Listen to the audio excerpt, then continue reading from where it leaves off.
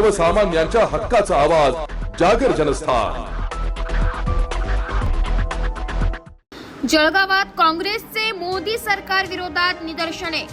जळगाव शहरातील BSNL office समोर काँग्रेसचे निदर्शने करत जोरदार घोषणाबाजी। नॅशनल हेराल्ड प्रकरणात सोनिया गांधी व राहुल गांधी यांच्यासह इतरांविरोधात ईडीने चार्जशीट दाखल केल्याच्या निषेधार्थ जळगावातील BSNL ऑफिस समोर काँग्रेस पदाधिकाऱ्यांनी जोरदार निदर्शने केली आहे। मोदी सरकार सूडबुद्धीने कारवाई करत असून राहुल गांधी, सोनिया गांधी यांच्यासह काँग्रेसच्या इतर नेत्यांना खोट्या प्रकरणात अडकवले जात असल्याचा आरोप करण्यात आलाय। यावेळी मोदी सरकार हाय हाय केंद्र सरकारचा निषेध असो अशा घोषणा देत काँग्रेसच्या कार्यकर्त्यांनी परिसर दणाणून सोडलाय। जागर जनस्थान करिता प्रतिनिधी फराज अहमद, जळगाव।